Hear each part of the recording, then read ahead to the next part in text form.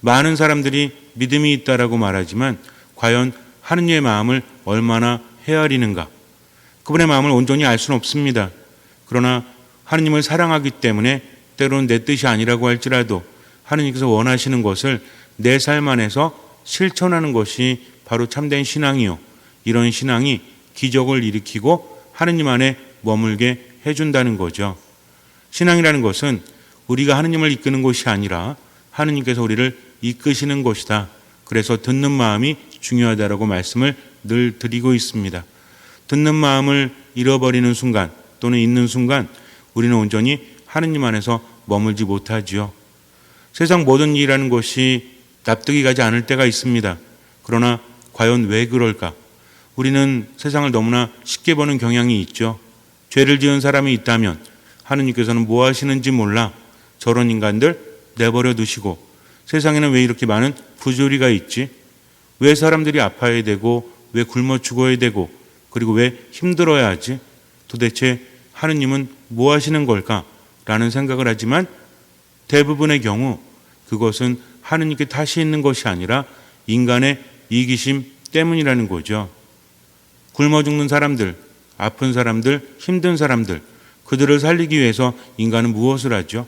스스로의 욕구를 채우기 위해서, 이익을 채우기 위해서 다른 사람에게 손해를 끼치거나 심지어는 사람을 죽이기도 합니다. 이것이 인간의 마음이라는 거죠. 물론 우리는 그런 살인자는 아니죠. 그러나 이기적인 마음이 정말 없습니까?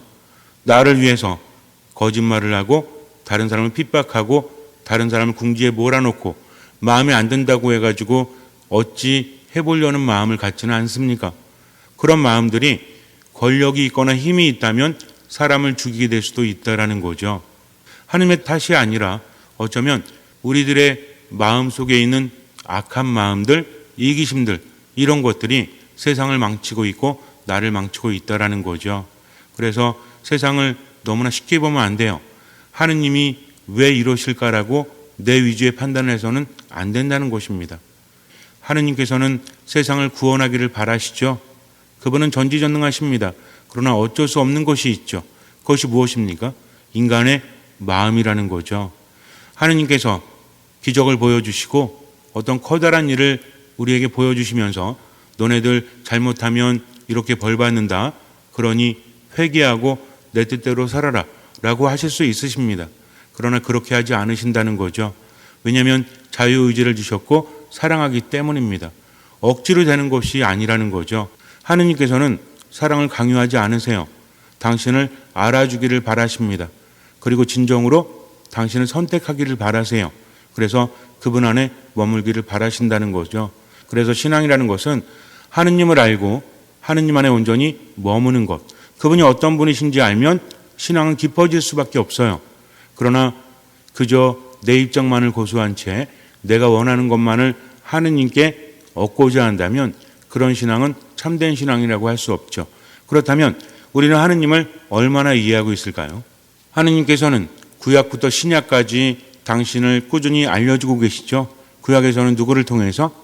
예언자들을 통해서 당신을 우리에게 알려주십니다. 그러다가 완전히 당신을 우리에게 드러내신 것이 어떤 사건이죠?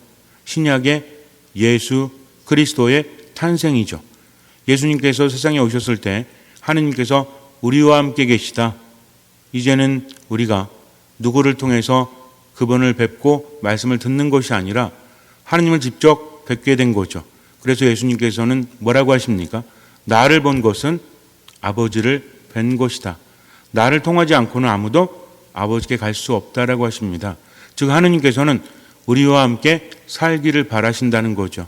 그러면서 나를 따라오너라 라고 말씀을 하세요.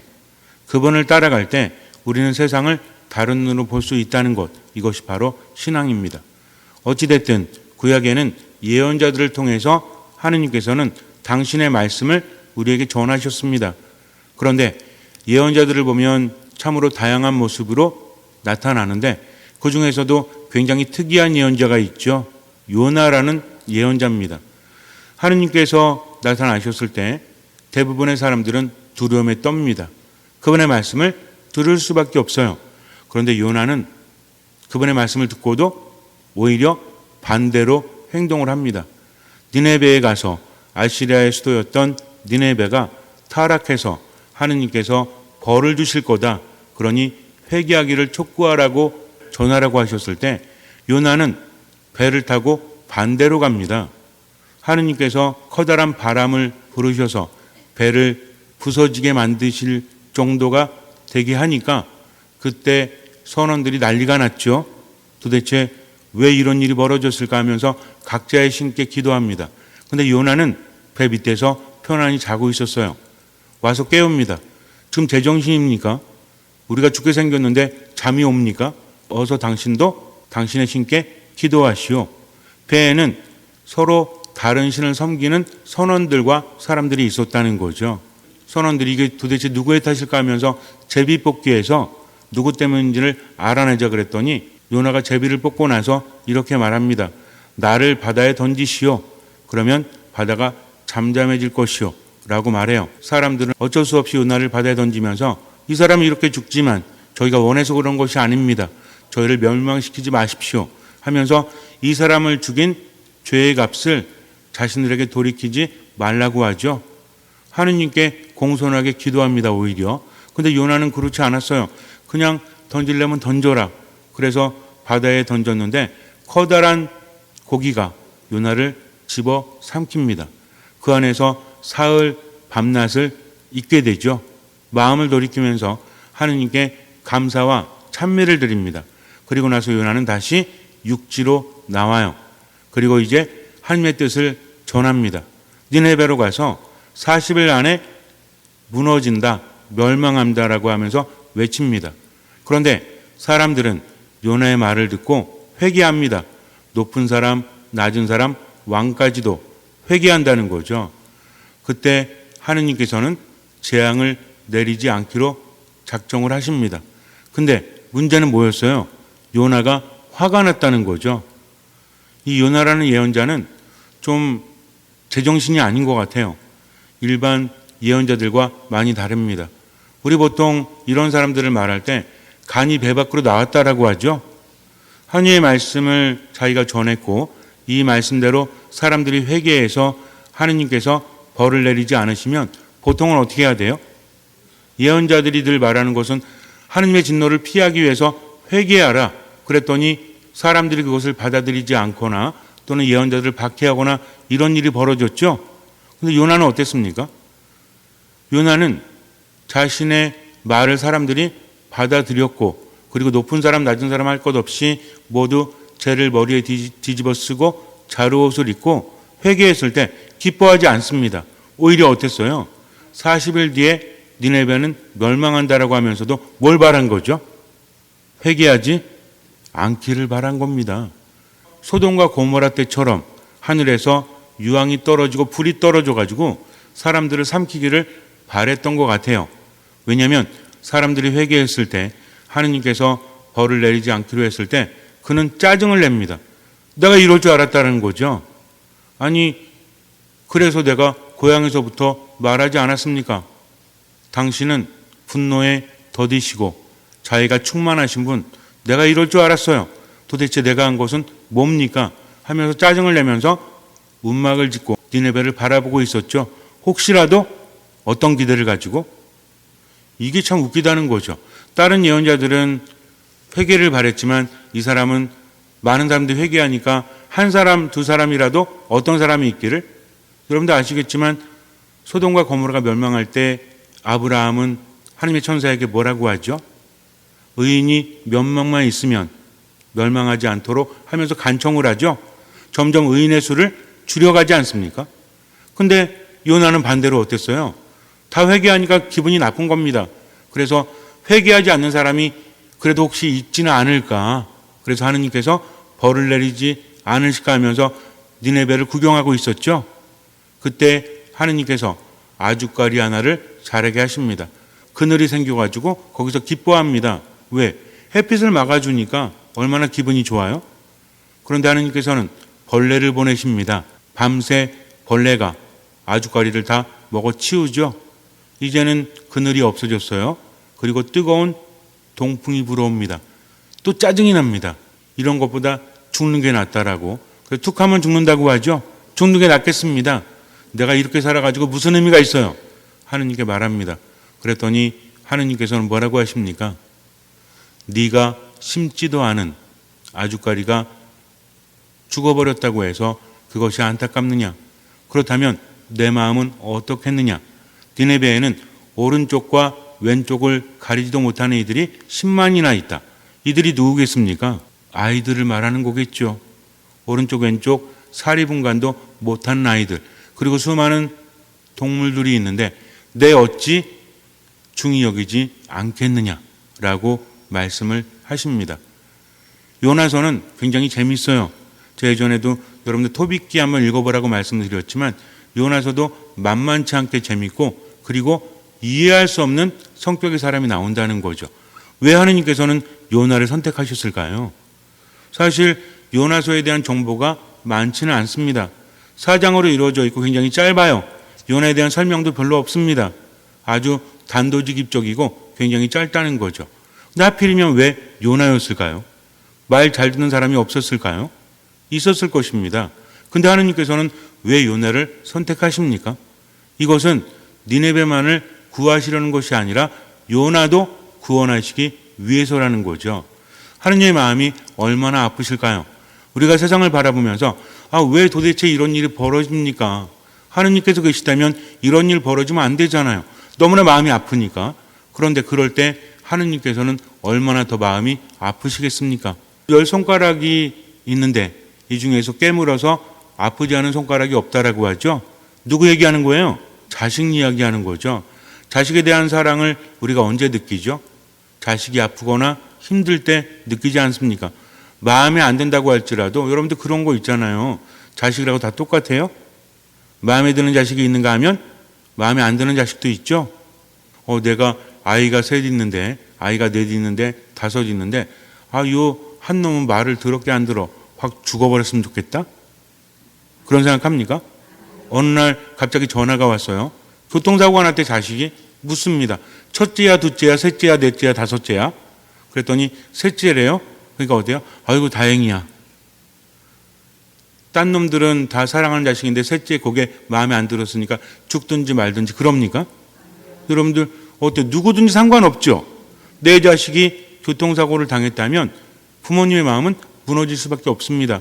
하던 일을 멈추고 달려갈 수밖에 없다라는 거죠. 하느님은 오죽하시겠습니까? 너무나 사랑하시기 때문에 때로는 벌을 주기도 하시지만 때로는 화를 내기도 하시지만, 그러나 하느님께서는 무엇을 바라신다? 회개하기를 바라신다는 거죠. 하느님께서 벌을 주시는 게 아닙니다. 이것은요, 우리가 잘 생각해 봐야 돼요. 우리가 어떤 일을 했기 때문에 그에 대한 책임을 져야 한다는 거죠. 우리는 때로는 하느님은 심판자 이렇게 생각을 하지만 하느님은 구원자십니다. 우리가 죄를 졌을 때 그 죄를 뉘우치기를 바라신다는 거죠. 왜 그래요?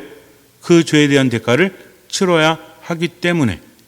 우리가 세상을 살면서 악한 사람들, 죄 지은 사람들 왜 하느님께서는 내버려 두실까? 그렇지 않습니다. 영원 속에 계신 하느님께서는 그들이 벌 받을 것에 대해서 안타까워하신다는 거죠. 우리는 100년도 못 살기 때문에 그냥 그들이 잘 사는 것처럼 보이지만 그렇지 않아요. 인생이라는 것은 눈 깜짝할 새라는 거죠. 때로는 돈을 벌고 때로는 권력이 높아도 다 의미가 없습니다. 사라지고 말 것들, 그런 것들에 연연해서 죄를 짓는 사람들은 하느님 보시기에 어떨까요? 안타깝다는 거죠. 그래서 무엇을 바라십니까? 너 그러다가 벌 받는다 하면서 끊임없이 때로는 겁을 주시고 깨닫기를 바라시면서 우리와 함께 하시면서 끊임없이 메시지를 주신다는 거죠.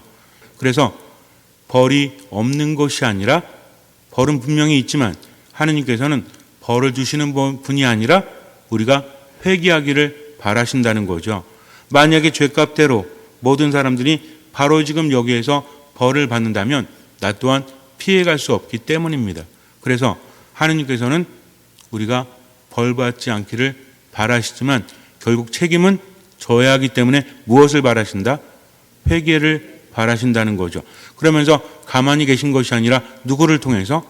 바로 나를 통해서, 하느님을 믿는 사람들을 통해서 그분은 끊임없이 일을 하신다는 겁니다. 왜 그래요? 우리 인간을 존중하시기 때문에 그래요. 자유의지를 주셨기 때문에 그래요. 그래서 스스로 생각하고 묵상하고 회개하기를 바라시기 때문에 그렇다는 거죠. 이것이 하느님의 마음이에요. 즉 벌을 받는다는 것, 심판을 받는다는 것은 하느님을 외면했을 때 오는 결과임을 우리가 알아야 합니다. 벌이 없는 게 아닙니다. 분명히 있습니다. 그러나 하느님을 믿고 회개할 때 그 죄값을 하느님께서 치러주신다는 거죠. 그러나 죄 속에 깊이 파묻혀 있는 사람들, 자기의 욕심 때문에 죄를 포기하지 않는 사람은 하느님께 돌아가기가 참으로 쉽지가 않아요. 그래서 바로 지금 깨달아야 합니다. 내가 어디 있는지를 봐야 한다는 거죠. 루카복음 15장을 보면 돌아온 탕자의 비유가 나오죠. 자비로우신 아버지의 비유라고 합니다. 작은 아들이 아버지에게 유산을 받아서 나갑니다. 하느님을 떠났죠. 결국은 어떻게 돼요? 모든 것을 탕진합니다. 그래서 결국은 아버지께 돌아오는데 아들로서 돌아오는 것이 아니라 아버지의 자비로움을 알기 때문에 굶어 죽게 생겼으니까 가서 종으로라도 써달라고 부탁하려고 옵니다. 근데 아버지는 누구로서 받아들이죠? 아들을 아들로 받아들여요. 잃어버린 아들을 찾았다. 죽었던 아들이 살아 돌아왔다 하면서 잔치를 벌이지 않습니까? 그때 큰아들은 어땠어요? 일하다가 돌아오다 보니까 작은 아들이 돌아왔는데 마음에 들지 않아요. 근데 아버지는 오히려 그를 기쁘게 맞아들이고 잔치를 벌이십니다. 이게 마음에 안 드는 거죠. 그래가지고 돌아가지도 않고 심통이 나 있는데 아버지가 또 오죠. 뭐라고 합니까? 아버지에게는 작은 아들이나 큰 아들이나 모두 소중한 자식이었기 때문에 그래요. 내 것이 다 너의 것이 아니냐. 너의 동생은 죽었다가 살아왔다. 그러니 내가 어찌 기뻐하지 않을 수 있겠느냐라고 말하신다는 거죠. 마찬가지입니다. 우리도 때로는 세상을 바라보면서 하느님이 과연 계신가? 라는 의심을 할 때가 있지만 그분은 계십니다. 그리고 한 일에 대해서 분명히 책임을 져야 합니다. 하느님께서는 계속 늦춰주시는 이유 무엇일까요? 기다리신다는 거죠. 무엇하기를? 회개하기를. 그러나 듣지 않으면 회개는 절대 할 수가 없어요. 결국은 스스로의 멸망에 대한 책임을 져야 한다는 것입니다. 이것이 바로 신앙이죠. 중요한 건 뭐냐면 우리가 하느님과 함께하기 위해서 그분의 뜻을 이루기 위해서 최선을 다하는 것, 즉 다른 사람의 회개를 위해서 우리도 노력을 해야 됩니다. 하나님은 나를 통해서 일을 하시기 때문에 이게 신앙이에요. 신앙이라는 것은 그저 나만의 구원을 위해서 또는 내가 아는 사람들만의 구원을 위해서 집단 이기심을 갖는 것이 아닙니다. 신앙이라는 것은 보편적인 구원 의지라고 하죠. 하느님께서 세상이 구원되기를 바라시기 때문에 그래서 우리도 세상의 구원을 위해서 무엇을 한다? 동참을 한다는 거죠. 기도하는 겁니다. 그리고 착하게 살아가는 거죠. 어쩌면 우리 성당 안에도 이기적인 마음 때문에 하나님의 뜻을 따르기보다는 그저 자기만의 욕심을 채우기 위해서 살아가는 사람들이 있을 수도 있죠. 누가 그래요? 내가 그런 거예요. 내가. 내 안에 마음이 분명히 있는 겁니다. 그래서 가장 중요한 것은 무엇이다? 듣는 마음이다. 세상은 심판을 받게 되어 있지만 그러나 하느님께서는 그것을 바라시지 않기 때문에 모두 구원되기를 바라시기 때문에 나 또한 하느님의 마음으로 세상을 살아가는 거죠. 그래서 여러분들 끊임없이 기도하세요. 회개를 위해서. 나쁜 사람들, 못된 사람들 회개를 위해서. 그러면서 나 또한 어떤 마음을 가질 수 있도록 그렇죠.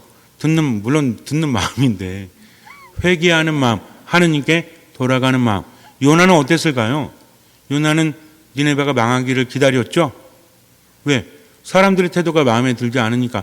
요나가 못된 사람은 아니었을 겁니다. 죄를 짓고 사는 사람은 아니었을 거예요.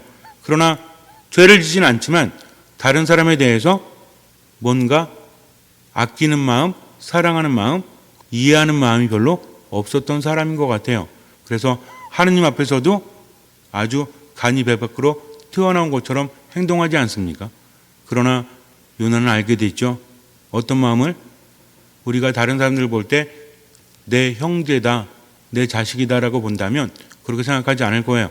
누구라고 생각하기 때문에 남이라고 생각을 하기 때문에 벌 받았으면 좋겠다, 안 됐으면 좋겠다라고 생각하지만 하느님께는 모두 사랑받는 자녀라는 거죠. 이것을 알아야 합니다. 그래서 다른 사람이 용서받을 수 있는 것에 기뻐하는 것은 나 또한 용서받을 수 있기 때문에 그래요. 나도 죄를 짓고 있기 때문에 용서하신 하느님은 오히려 나에게 감사한 하느님이라는 거죠. 잠시 눈을 감으세요. 하느님께서는 회개하기를 바라십니다. 회개는 무엇입니까? 하느님께로 가는 거죠. 그분 안에 머무는 거죠. 그분을 따라가는 겁니다.